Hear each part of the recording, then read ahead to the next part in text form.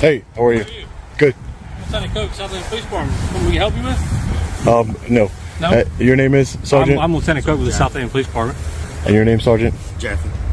Thank you. I just got a call saying you're kind of walking around, like taking photos of people's tags and in their cars and stuff. Yeah, that's what I was Is there a doing. reason for that? Yeah, I'm a journalist. I was just gathering content for a story. I'm taking pictures of like the different license plates and stuff. So, taking personal license plates and government tags, or Well, I don't know what's the difference between personal and government. Some of them say, government and one doesn't? well, one of them over here says law enforcement on it, so I don't know.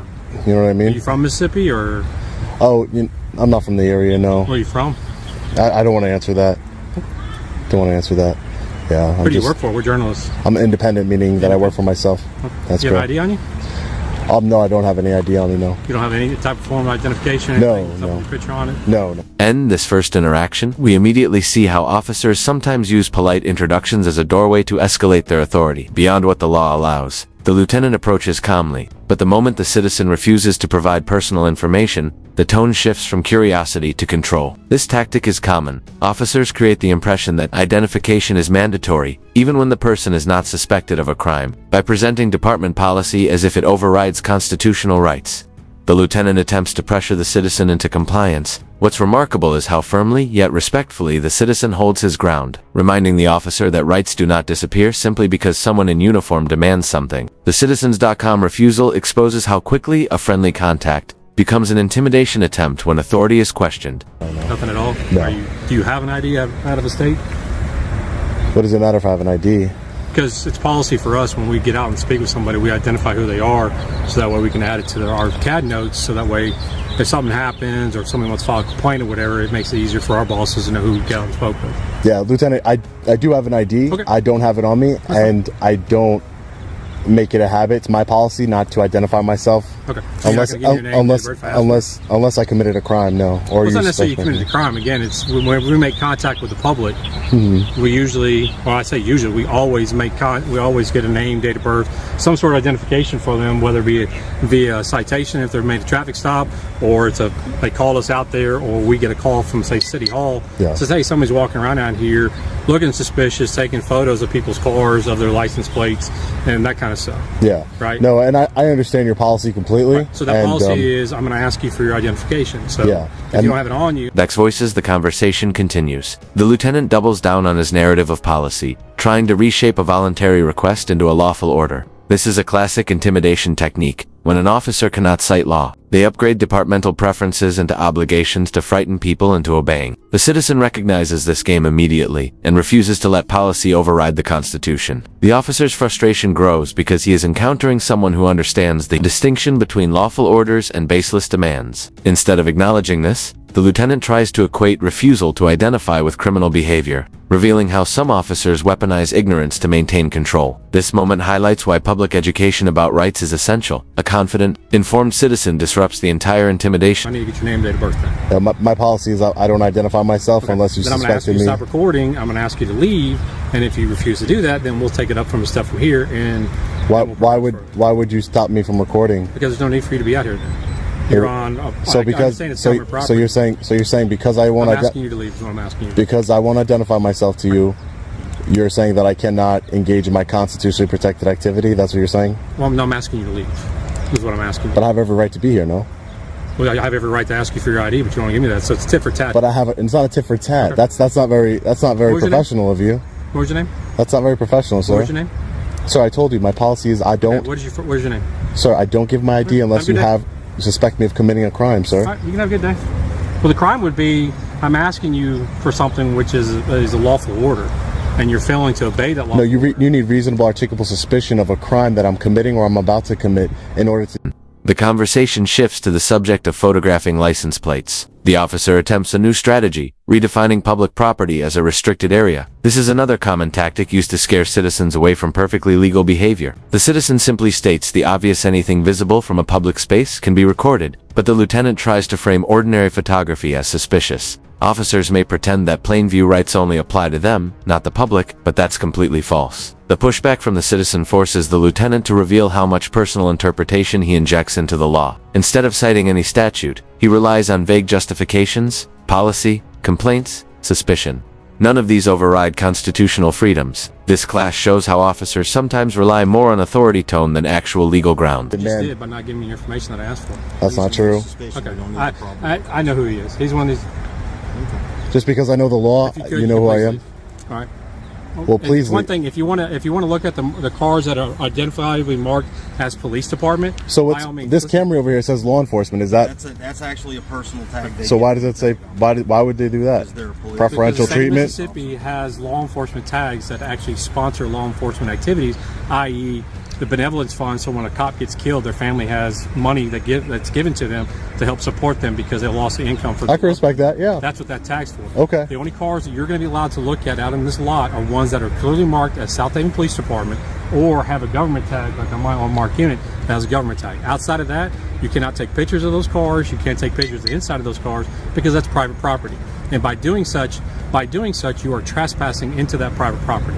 That's Pressure builds. The lieutenant introduces the idea that photographing unmarked or personal cars is off. Despite the fact they are in public view on public property, this claim is not supported by law, but it is designed to intimidate someone who doesn't know better. The citizen sees through the bluff immediately. The officer then shifts to emotional reasoning, talking about benevolence funds, officer safety, and general concern, hoping sympathy will succeed where legal authority fails. This narrative strategy is meant to guilt the citizen into compliance. However, emotional stories cannot erase constitutional protections. The citizen's ability to remain calm and stick to the legal facts exposes how manipulative these conversations can become when officers attempt to protect their image rather than respect. Rights.net. That's ridiculous. Okay, I'm just telling you that's how it's going to work. You can't trespass the eyes, and at the end of the day, if it's in public, I could see it. If you went up on a traffic stop and you're looking in somebody's, it's the I'm plain. telling you right now, it's the plain view doctrine. It's the plain view doctrine, correct? If you could see it, are you trespassing into? Reasonable suspicion to be out here to look at that car? Are you when you look in when you're on a traffic stop, Lieutenant? Please, I'll let you talk. Can you let me talk? When you're at a traffic stop and you're looking in somebody's car with your flashlight, do you have any reasonable suspicion or anything? No, because it's called the plain view doctrine. Right. Anything you can see from public. Right. That's it. And if you see a drugs or a gun or a firearm from plain view, what's the difference between you and me? Nothing really. Is it not? Because I have this on here. Yeah. And it's also a safety badge for me when I'm looking at that car, whether or not somebody's hiding in that back seat with a gun or an RPG or something to do something to me. Yeah, you, on the other hand, have openly admitted you are a journalist out there getting B footage for something, but you're also doing that not on government property, not on government vehicles, but on personal vehicles. But they're escalate when the lieutenant attempts a false equivalence, claiming that because he has to identify people according to department rules, civilians must comply. This reveals an alarming misunderstanding of public rights versus internal policy. Internal policy does not grant power to override constitutional law. The citizen highlights this clearly by reminding the officer that rights are not mutual exchanges. They do not depend on how police feel about a situation. The lieutenant begins to lose professional composure, exposing the weak legal foundation of his claims. Instead of correcting himself, he abruptly ends the interaction once he realizes he cannot legally force compliance. This sudden shift shows that many intimidation attempts collapse once a citizen stands firm and demands actual legal justification instead of vague authority. They're in public. But we have reasonable suspicion. So you're going to go to Walmart and do the same thing? Are you going to Walmart and do the same thing? Well, Walmart would be private property, so this is public property, sir. That's the difference. Okay. This is public property. Well, I'm asking you not to look. I understand what you're asking me, sir. I understand. Every vehicle out here is for an officer. I understand that. Public cars, the people that are up here that are filing complaints, legit complaints, that have emergencies or talking to us because something happened to them that involves the law enforcement needing to be there. So now you're taking a photo of a car that may belong to somebody that doesn't have anything to do with law enforcement outside of the contact that needs to be made with them. You guys run plates all day. Anybody who's parked in it. Right to do that. If I'm in Walmart, giving your example, if I'm in Walmart and I'm going inside of Walmart, I can see the plates from anywhere I can. Sir, I think you're being unreasonable. I'm not. I'm being very reasonable. I'm being very reasonable. What you're trying to do is violate my constitutional rights, and I'm not going to let that happen here today. There's no violation going here. Okay, great. I'd like to know what you got a card so I can see what website you're going to post this to so I can watch it later. Second interaction introduces a much more aggressive approach. Unlike the lieutenant, this officer begins with hostility, barking orders, and claiming laws that do not exist. Her immediate demand, "Get out," is an intimidation technique meant to establish dominance from the first second. She accuses the citizen of crimes without evidence and attempts to punish him simply for exercising his First Amendment rights. The citizen, once again, calmly refuses to accept fake authority and requires her to justify her commands. Instead of citing law, the officer becomes louder and more aggressive, revealing the absence of legal grounds. Intimidation through tone, volume, and attitude is often used when officers realize they have no actual authority to stop lawful activity. This confrontation demonstrates how ego often replaces professionalism. No, you'll find it. I guarantee you. You'll be very much aware of where it's being posted to. Okay. Okay. All right, have a good day. You guys can have a great day now. Thanks. Thank you. Seats are all beat up. I'm ignoring you. No, thank you.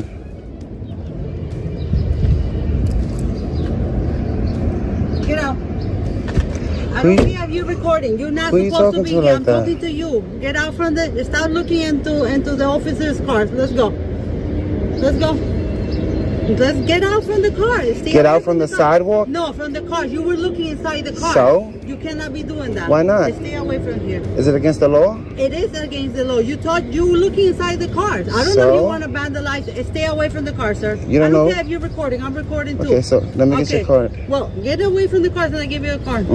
Officer's behavior becomes even more erratic when she labels public police vehicles as private property, an obviously false claim. This shows how far some officers will go to create fake rules on the spot, hoping citizens won't challenge them. Instead of stepping back, the citizen calmly exposes the flaw. NYPD vehicles belong to the public. This logical point destabilizes the officer's tactic because it removes her fabricated justification. When she cannot defend her claim, she shifts to emotional frustration and repeated commands, hoping repetition will replace legal authority. Her refusal to provide her name or card further reveals the power imbalance she is trying to maintain. A citizen exposing this behavior on camera is precisely why some officers become defensive. They are unprepared for accountability. Oh, I'm not It don't telling work you. like that. Well, it doesn't work how you want to say it. It here. does. All right, I It don't does, care. 'cause right I don't now- care.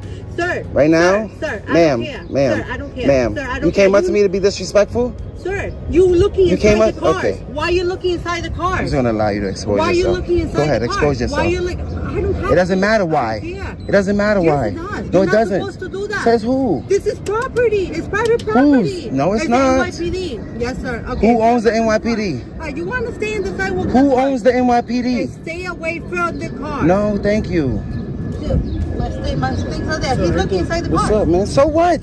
He was looking inside State the of car. crime. I don't know if he wants to break a window. State or of crime. State of anything. I crime. don't know. State of crime. He's looking inside the car. State of I crime. don't know if you want Did you witness a crime? I don't know you. Did you witness a crime? I don't know your intentions, sir. If you don't I know witness a your crime, you have no authority over I me. don't know your intentions. I said You wanna be step rude, away let's from be the rude. car. I said step Please away don't from touch the me. car. Are you I getting said in the step car? More officers arrive, and instead of correcting their colleague, they support her without verifying any facts. This group reinforcement is a common intimidation method: more uniforms, more pressure, more implied threat. But the citizen maintains full control of the conversation by repeatedly asking a simple question: did I commit a crime? None of them can answer, because the answer is clearly no. Their unwillingness to state the truth out loud shows how fragile their position is. The citizen also points out the hypocrisy: officers enforcing laws on civilians while breaking simple rules themselves, such as parking illegally. This highlights a pattern where some officers expect compliance from the public while ignoring accountability for their own violations. The contrast is sharp and undeniable. On camera. away from the cars. I'm having a conversation. You're not having a conversation. Did you witness a crime? I don't know why. Yes you're or no? intentions. Yes I or don't no? know why you're in. You don't know what anybody's. You didn't ask me my I'm intentions. not looking into people's And you see cars. what I'm doing. I'm not looking into people's These is cars. our cars. Sir. New York Police Department. That means Sir, New York that's owns fine, it. sir. That means my You're not tax dollars looking pay inside the for cars. it. I You don't can't know tell me your what to do. intentions. I don't know. I'm not. Am I detained? All right, sir. And then, Am I committing a crime?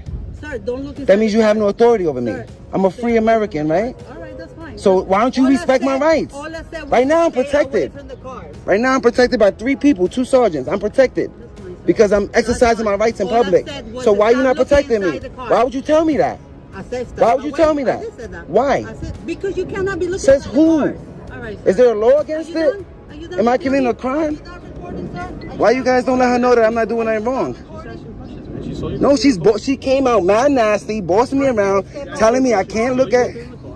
I said step away. So what? Instead of acknowledging the citizen's rights, the officers continued to rely on intimidation, demanding that he stay right there despite having no legal basis to detain him. The citizen immediately challenges the claim and reminds them that without reasonable suspicion, he is free to move. This clear assertion of rights forces the officers to retreat from their aggressive posture. It also demonstrates how essential confidence and knowledge are in these situations. Many officers expect individuals to freeze when confronted, but a calm, informed citizen dismantles that power dynamic. The citizen also exposes how officers sometimes hide behind behind vague safety concerns to justify unlawful commands. When pressed, they cannot cite any law, proving that the encounter is driven by ego, not If I commit a crime, arrest me.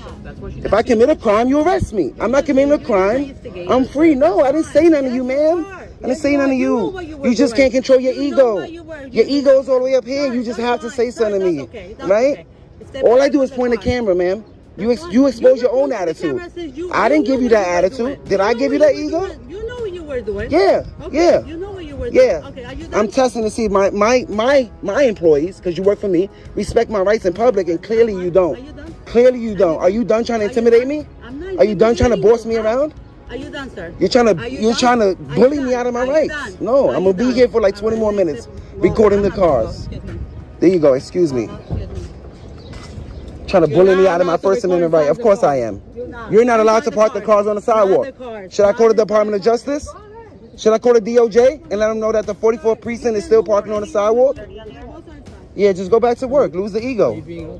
final moments highlight a major lesson. Officers will often refuse accountability even when directly confronted. The citizen asks for the officer's business card, a legal right under the Right to Know Act, but she refuses repeatedly, attempting to avoid responsibility for her behavior. This refusal to identify themselves is a major red flag and a violation of public transparency. The citizen's persistence not only exposes the officer's misconduct, but also demonstrates the power of recording, remaining calm, and knowing your rights. The closing commentary reminds viewers why these interactions matter. Police intimidation thrives when citizens are uninformed, but it collapses when someone stands firm with knowledge and confidence. This entire confrontation becomes a powerful example of why public awareness, cameras, and constitutional understanding are essential tools for preserving civil liberties.